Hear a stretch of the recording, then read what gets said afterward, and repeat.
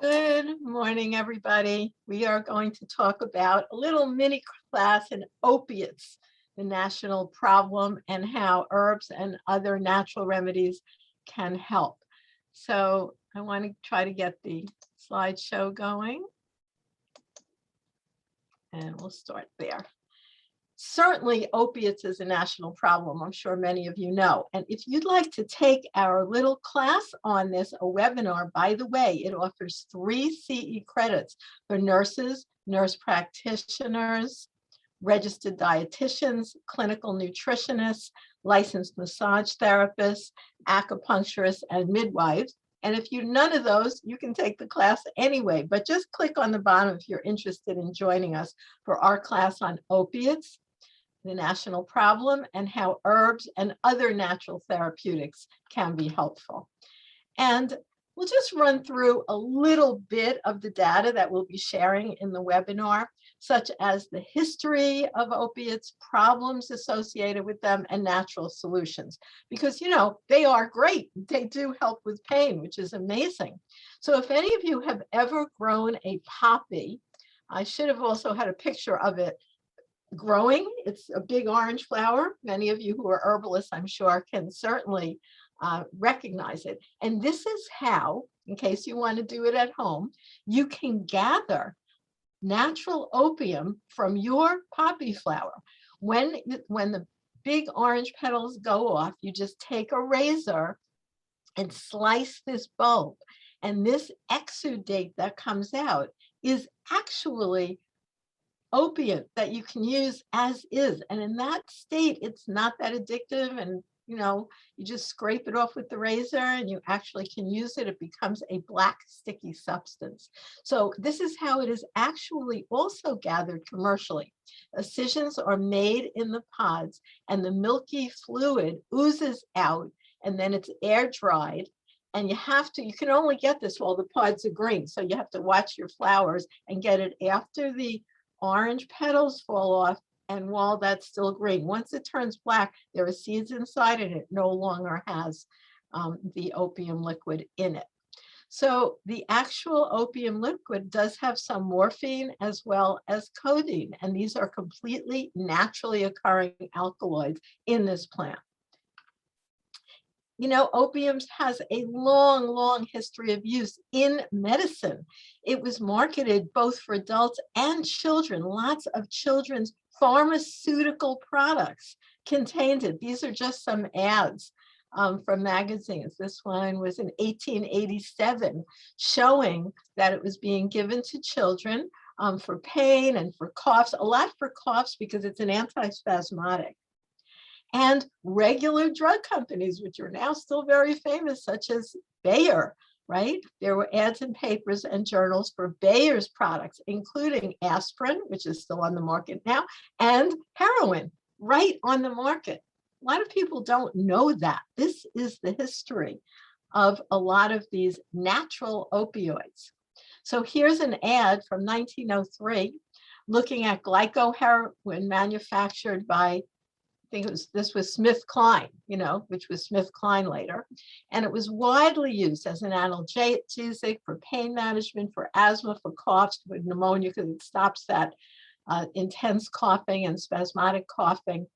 And, you know, really, really worked very well. Of course, opiates are extremely bitter, so they made it with glycerin and other sweeteners to make their various cough medicines and cough products. So this is not that long ago. This is 1903.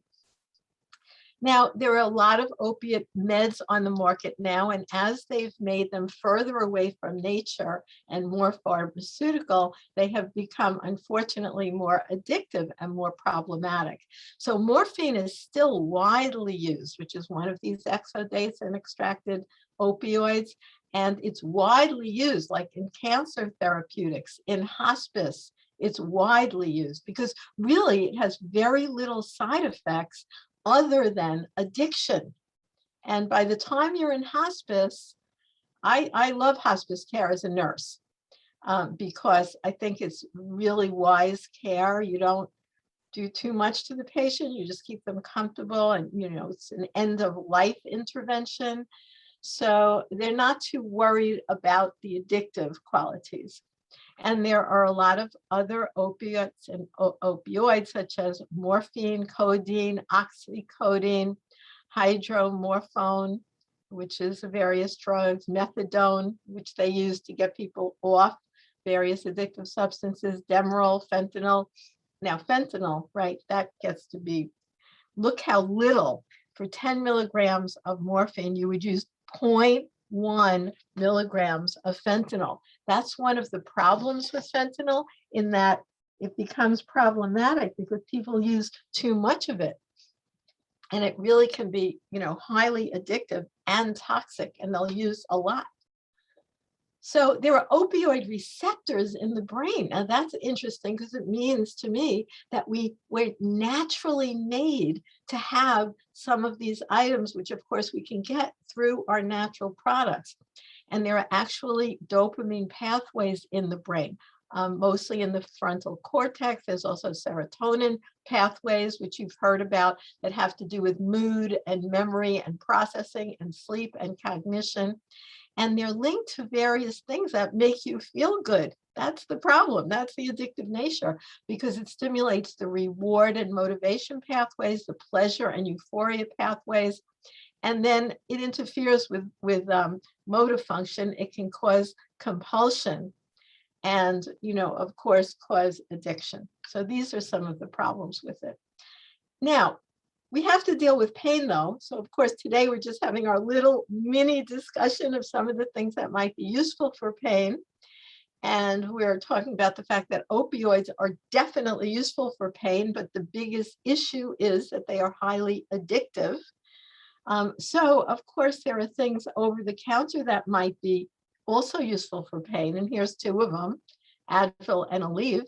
However, the FDA is having very strict warnings about a lot of these over-the-counter drugs, especially the ones that are non-steroidal anti-inflammatory drugs called NSAIDs, because they can increase the chance of a heart attack or a stroke or either, and could lead to death.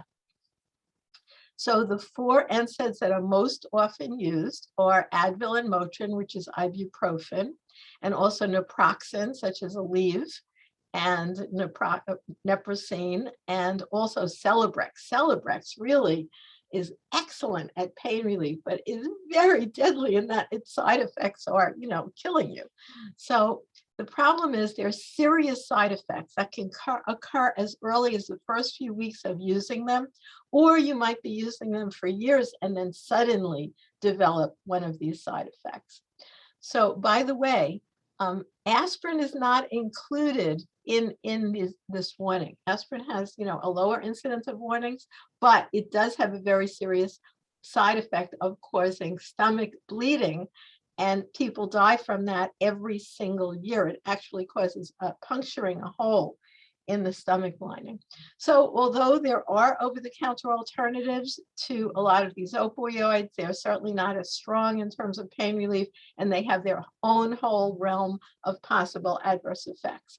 So that brings us, in our little quick mini class today, to some of the natural things that we may want to learn about to consider. And remember, when we do our class, and just click below to join our class, you can join when we have it live, and you can also take it anytime on our really fabulous backlog, not backlog, but offerings that are on Florida School, which are past classes that you can take from the archive. They're called on-demand classes. So this will be there as well.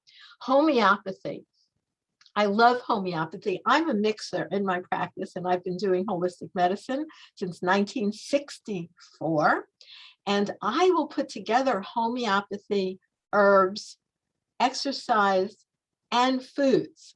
So other people like to specialize in one of those areas. That's all fine. I'm just saying that I personally am a mixer, and I love homeopathy. So this combination is excellent for pain. And in our class, we'll go into all of them a lot more deeply. But Arnica, Rustox, Bryonia, Dulcamara, and Colocynthis, These are all excellent. And in homeopathy, we want to know what kind of pain. Is it more like an arthritis or rheumatoid pain, or is it more like from a strain or a fall? We don't do that in conventional medicine, right? Like under my RN, we don't. We just go pain. We don't go, oh, is it from this or that so much? Well, homeopathy definitely considers the circumstance. Is it worse in the morning? Is it worse at night? It is an exquisite teaching. And by the way, you should gather up your homeopathics and keep them. They last forever. And there is a lot of government intention to make them less available at this time. So that's just a warning to the wise. Now, let's just look a little bit at some of these homeopathics. One of my favorites, St. John's wort, as an herb, was considered by the ancient Druids to be solidified sunshine. And look at these flowers. Don't they, in fact, with the doctrine of signatures, reflect a sun? Such an amazing, amazing flower. And then when we talk about the genus species, which is Hypericum perforatum, perfoliatum, so perforated. You see the leaves when you get a St. John's wort plant, and as an herbalist, you hold that up in the sun, and we do this when we do our herb walks. You can see those little holes, and you can see the sun coming right through them. Thus, the perforations. That way you know for sure you got the right plant, because these flowers are here for a very short time, only in midsummer, right around June 24th, St. John's Day, called St. John's wort. So that's the herb part. But then Hypericum as a homeopathic is a strong anti-inflammatory, especially if it's nervous injuries and fingertips, things like that. Also, herbal for depression, very, very well substantiated in mainstream medical literature. So it is used both as a homeopathic and as an herb, and was widely used historically as an anti-inflammatory on wounds for pain. Then we make St. John's wort oil. So there is so much to learn about every one of our beautiful plant allies. What's this one? You better not be taking an herb walk, all you herbalists, unless you know what this one is. You really need to know what it is before your herb walk, because this is poison ivy. And if you don't know, and if you're sensitive to poison ivy, you'll learn to respect this warrior plant. But poison ivy is a powerful anti-inflammatory, but we use it as a homeopathic. And its name as a homeopathic is Rus tox. And it does not give you a rash when you take it as a homeopathic, but it is very good for pain specifically that is worse on cold and damp days and during inactivity, but better with motion. Like if somebody goes to sleep at night and, they're old, like, what?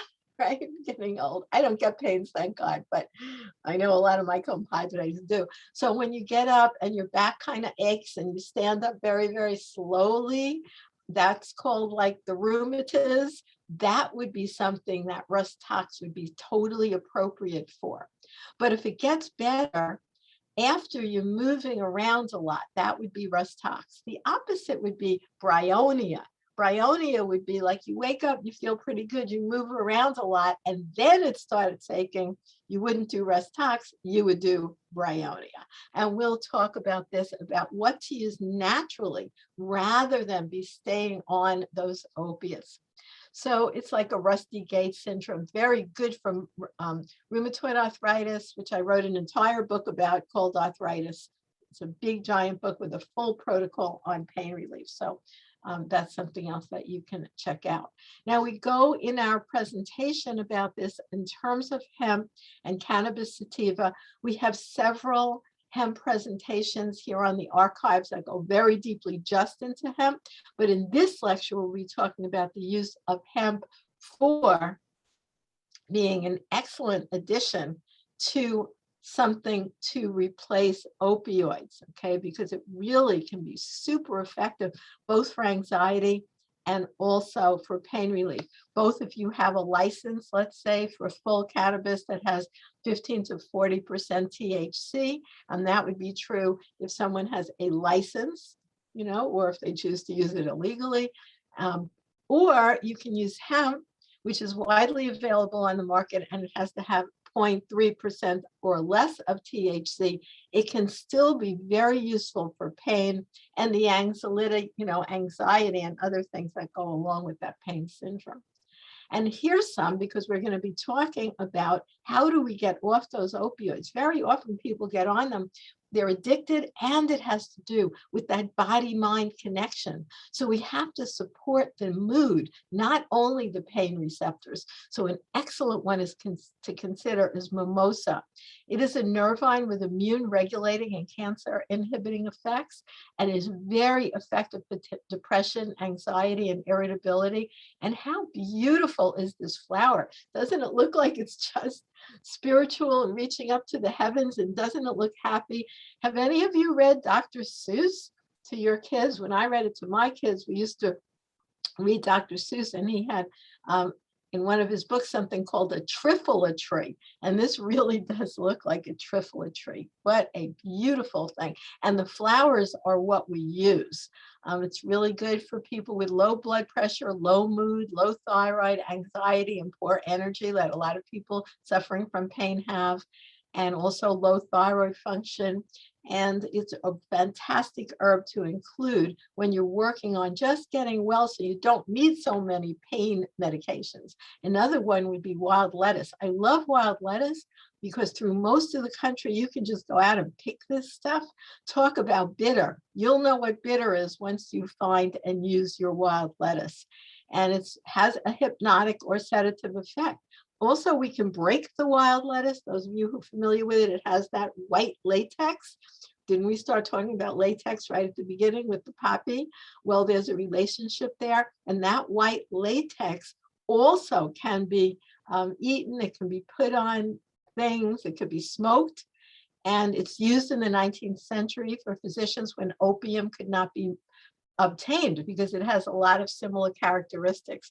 It was extensively studied, like all herbs, by the Council of Pharmaceutical Society in Great Britain. That was in 1911. And it's very, very strong as a pain relieving substance. And then we're going to talk in our little presentation about some of the techniques to get off opium and other kinds of pain meds, especially if you're addicted, the opioids. And there's a system called titration, which I have used for many people who are on many kinds of pharmaceuticals that they want to get off. What we do is we actually learn to make a homeopathic of the pharmaceutical. And then it could be, just in a little dropper bottle. Here's one right here that I made for someone.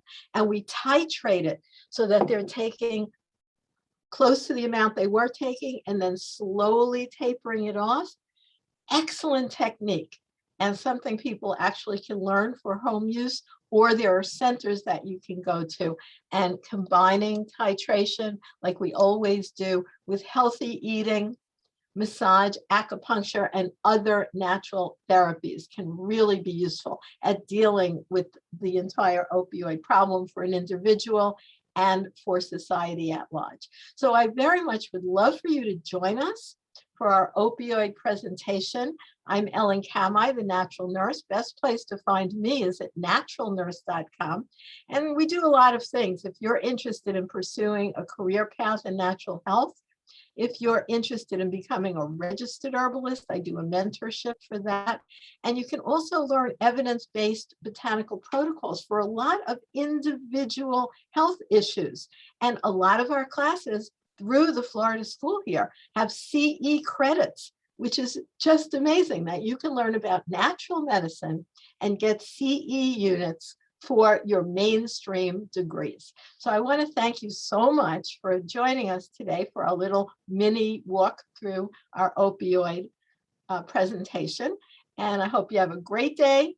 And remember to stay healthy. Click below to join.